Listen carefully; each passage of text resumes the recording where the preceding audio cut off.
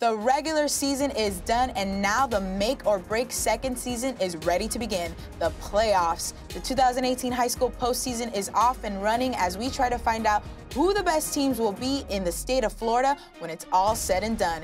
It's a hotbed world, all the action coming up next.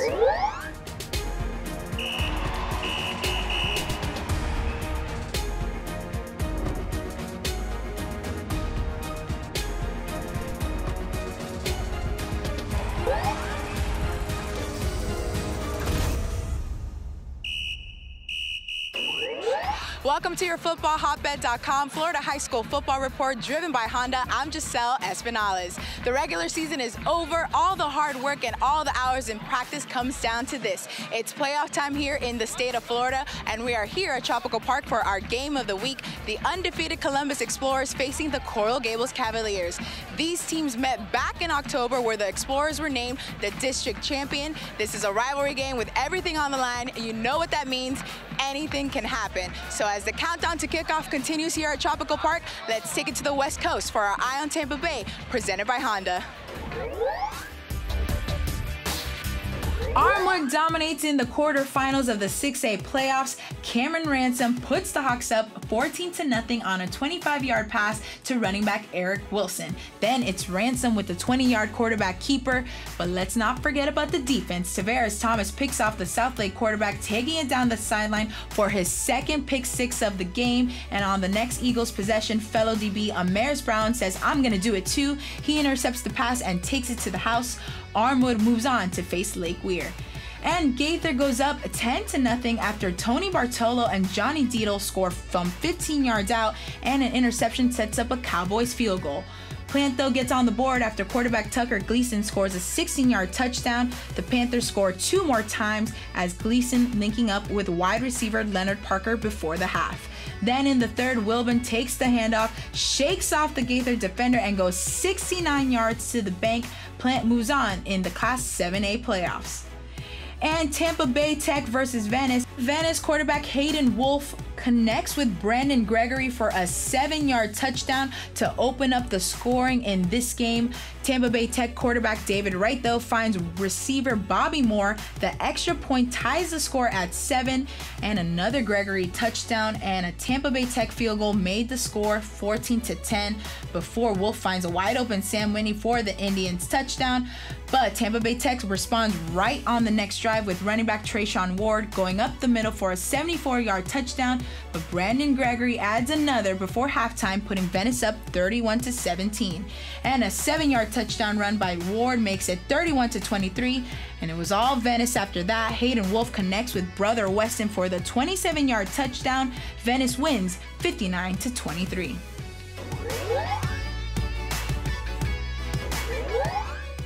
Cambridge Christian with a big 54-7 win over Evangelical Christian. Lancers with 40 first-half points.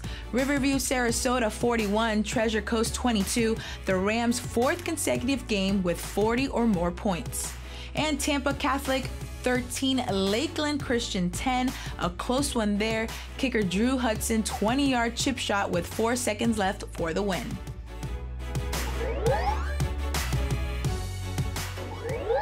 As the road to the championship continues, so does our show. A junior wide receiver gets more attention from colleges in our Turn on the Tape segment and our Eye on South Florida when we return.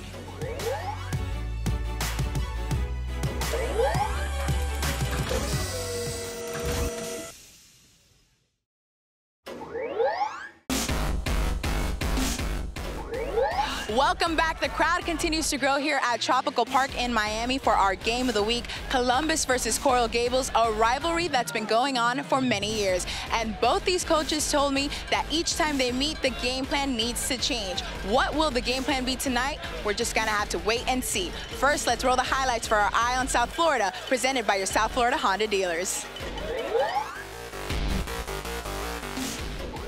Western faces Atlantic, scoring on the quarterback keeper. Atlantic, though, would get on the board with Woody Jean driving it in just shy of the goal line, but the Wildcats end up taking this one. Jesse Rivera with another quarterback draw. Western keeps marching through with a 21-7 win over Atlantic.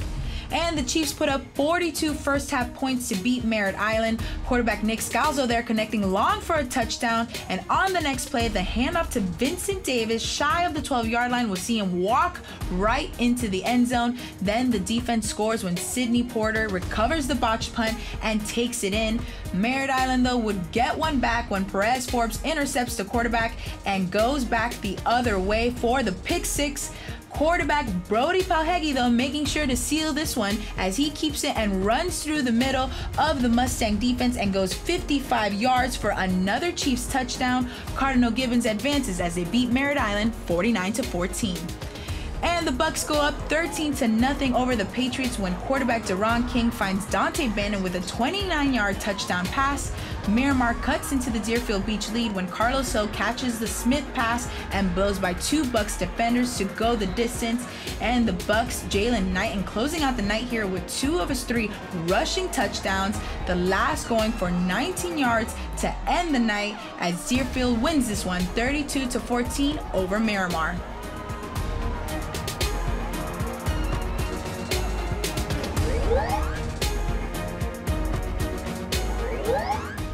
Our playoff scoreboard in South Florida: Central versus Dillard. The Rockets win that one 35-20 after 21 first half points.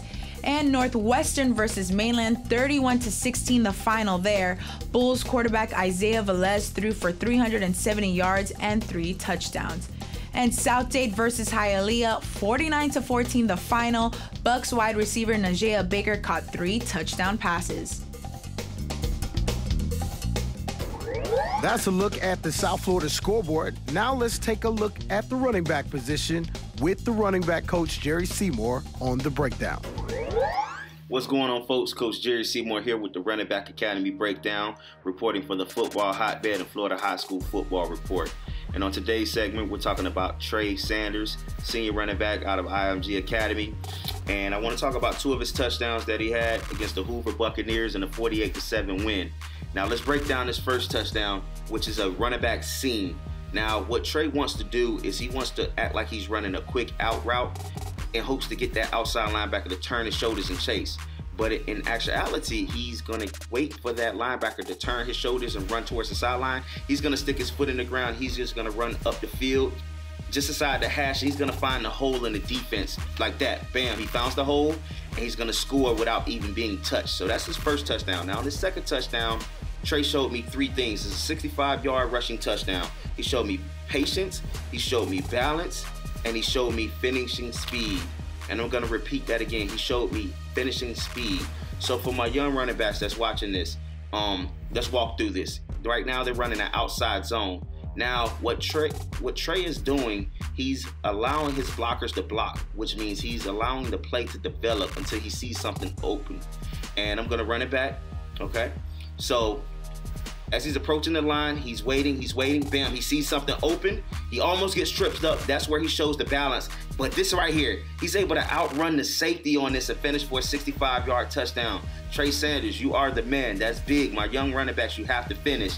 This is Coach Jerry Seymour with the Running Back Academy breakdown, reporting for Football Hotbed and the Florida High School Football Report. Thank you. Still to come, which colleges need to turn on the tape, our Game of the Week highlights, and much more on your footballhotbed.com High School Football Report.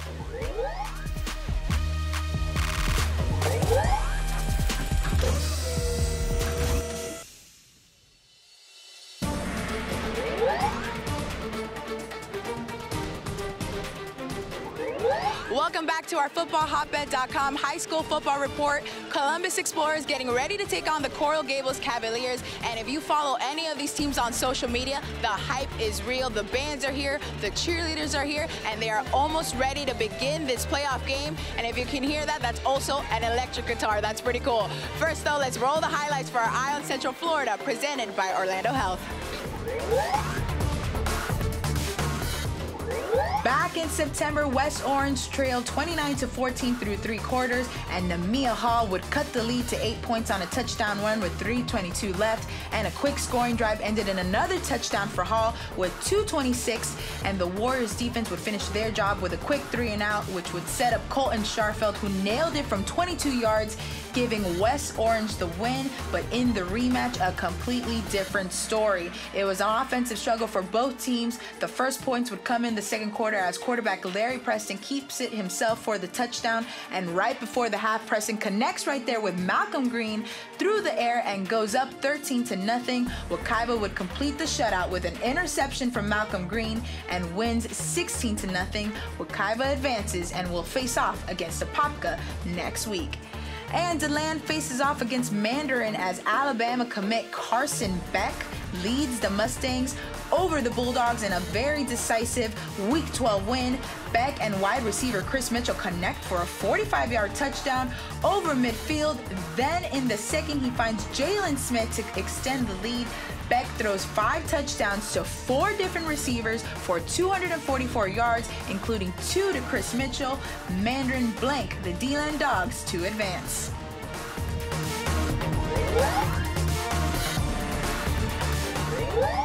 Our Eye on Orlando scoreboard, Dr. Phillips 34, Centennial 28, Powell with the 10-yard touchdown run in overtime for the win. A Pop Cup 35 versus Oviedo 28, running back Eric Wright finished with 208 yards. Winter Park 34, Flagler Pompco 7, Peter Hayes Patrick rushed for 76 yards. And now let's take a look at high school playoff action around the state of Florida.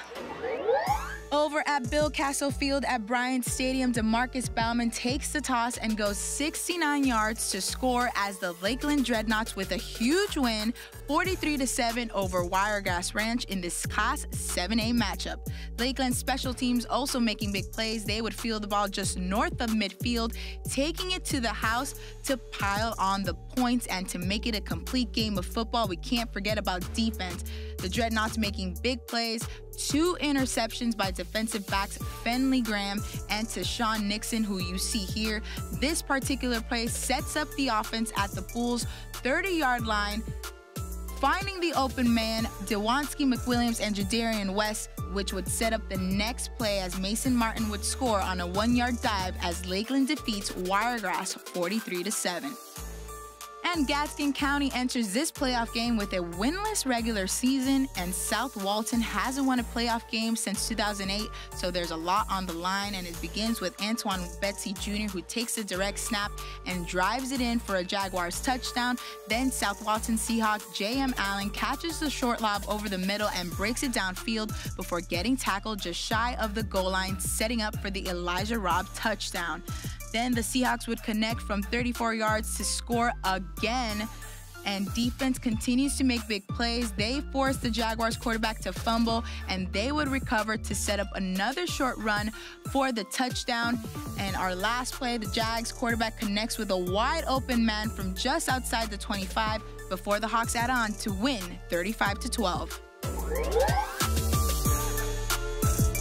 Let's take a look around Florida. Godby 34, Ponte Vedra 23, Cantrell Lawson with 14 tackles.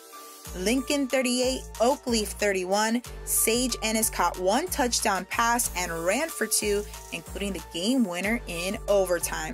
And to finish this one, Crestview 28, Niceville 7, Bulldogs defense with a great night as they advance in the playoffs.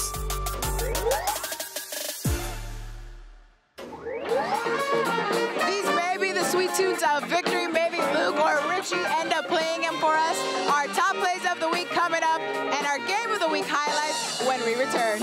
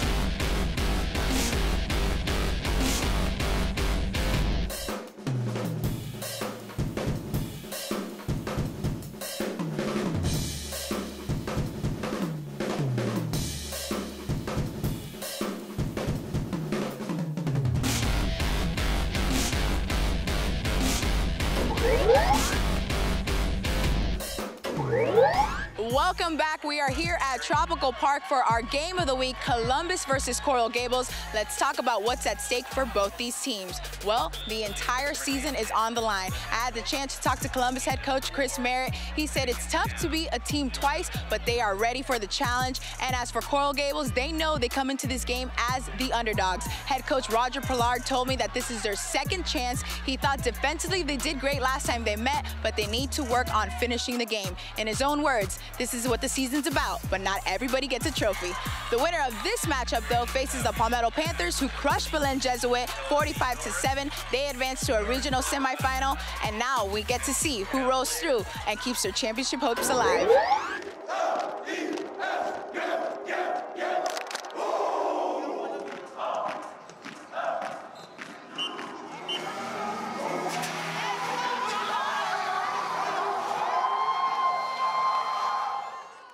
This week's game of the week takes us to Tropical Park, where rivals Coral Gables and Columbus face off in a rematch from Week 10 that saw the Explorers come away with the 14-8A district title. Especially with that guy right there, Explorer running back Henry Parrish Jr. gets the ball early and often, capping a 54-yard opening drive with a 4-yard touchdown. Columbus on the board first and would continue to add to it. Quarterback Brandon McDuffie finds Gary Cooper right here for the 25-yard touchdown, who bobbles it but manages to hold on. Crucial play as Columbus finishes the first quarter strong. But remember, we can't count out Coral Gables, a big rivalry game here. Head coach Roger Pollard told Football Hotbed that this is their second chance to redeem themselves, and they did. A big pass to number 81, Roger Moore, sets up Gerald Williams, who finds Troy Davis for the touchdown. And just like that, the Cavaliers on the board, gaining momentum. And one more big play that they're able to squeeze out. Williams finds Rashad Sawyer right here, who streaks down the sideline and into the end zone. And just like that, ladies and gentlemen, we have a tied game. Both coaches said that it's going to take a lot from their guys to get the win, and Coral Gables may just have momentum swing back their way. But the tie was short-lived, as on the next Coral Gables drive, defensive back Rudy Pig picks off Williams, which sets up a Henry Parrish Jr. Gonna get familiar with that name. 45-yard sprint for 6. Look at him go. Nobody's gonna stop him. Open field to the end zone. Puig then collects the tip ball on the following drive, returning this one just inside the Cavs' 10-yard line. You always hear that saying, defense wins games, and the Explorers making big plays. This one would set up to Henry Parrish touchdown to close out the first half.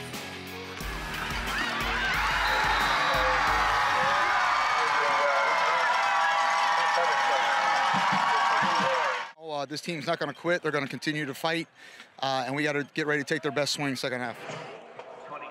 Back from halftime, and Columbus continues to use every opportunity to put points on the board.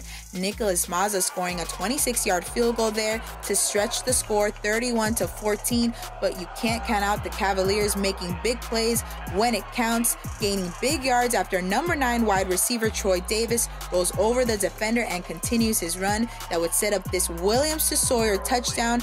Still plenty of time left, 31-21 in the fourth. But after Coral Gables turns it over on downs, Henry Parrish Jr. breaks one for 71 yards to close it out.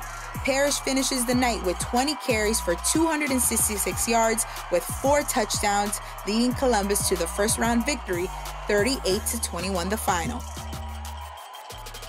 I feel awesome. I feel like we dominated offensive side and defensive side, so I feel like we did an amazing job with offense and defense. In your performance, you had 4 touchdowns, over 200 yards. How does that feel, being able to push through and help your team get this victory? It feels great. Like my O-line always tell me, like, to follow them. So that was the key, to follow my O-line and just hit the holes. All right, congratulations. On to the next round. Thank you.